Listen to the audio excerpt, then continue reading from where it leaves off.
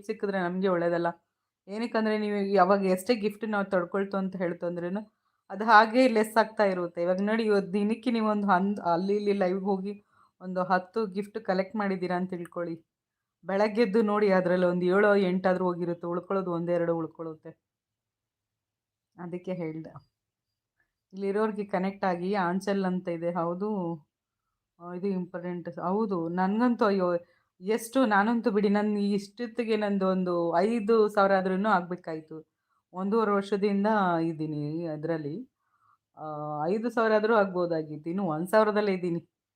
ಬೇರೆಯವ್ರು ಇವಾಗಂತೂ ಲೈವಲ್ಲಿ ಹೋಗಿ ಕೇಳೋದೇ ಬೇಜಾರಾಗುತ್ತೆ. ಅದು ಹೆಂಗ್ ಇದಾಗುತ್ತಂತ. ನಾನು ಎಷ್ಟೋ ಜನಕ್ಕೆ ಕೊಟ್ಟಿದ್ದೀನಿ ಗೊತ್ತಂತ. ನಾವು ಕೊಡ್ತಿರ್ತೀವಿ. ಎಷ್ಟೋ ಜನ ಕೊಡ್ತೀವಿ ಅಂತ ಆಮೇಲೆ ಕನೆಕ್ಟ್ ಆಗ್ತೀವಿ ಅದು ಇದು ಅಂತ ಹೇಳಿರ್ತಾರೆ.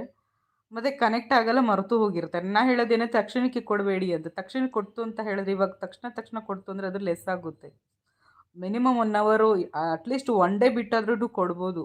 ಆದ್ರೆ ಕೊಡಬೇಕಲ್ಲ ಅವರು. ನಮ್ಗೆ ಯಾರಾದ್ರೂ ಕೊಟ್ರೆ ತಲೇಲಿ ಅದೇ ಇರುತ್ತೆ. ಅವ್ರಿಗೆ ನಮಗೆ ಕೊಟ್ಟಿದ್ದಾರೆ ನಾಳೆ ಕೊಡಬೇಕು, ಇಲ್ಲ ಆಮೇಲೆ ಕೊಡಬೇಕು ಅದೇ ತಲೇಲಿ ಇರುತ್ತೆ ನಾವು ಕೊಟ್ಬಿಡ್ಬೇಕು ಅಂತ. ಆದ್ರೆ ಆ ಥರ ತಗೊಳ್ಳೋರ್ಗಷ್ಟೇ. ಮತ್ತೆ ಇನ್ನೊಂದು ನಾವು ಅವ್ರು ಕೊಟ್ಟಿಲ್ಲ ಅಂತ ಹೇಳಿ ನಾವು ಅವ್ರಿಗೆ ಲೆಸ್ ಮಾಡೋದಂದ್ರೆ ತಿರ್ಗಾ ನಮ್ದು 1ಕ್ಕೆ 2 ಲೆಸ್ ಆಗುತ್ತೆ. ಅದೂನು ಇರುತ್ತೆ. ಎಷ್ಟೊಂದು ಆಗಿ ಹೋಗಿದೆ.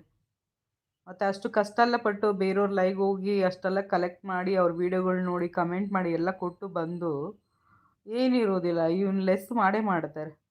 ರಾತ್ರಿ ಇರುತ್ತೆ ಬೆಳಗ್ಗೆ ಎದ್ದು ನೋಡಿದ ತಕ್ಷಣ ಹೊಟ್ಟೆನೇ ಉರಿದೋಗುತ್ತೆ.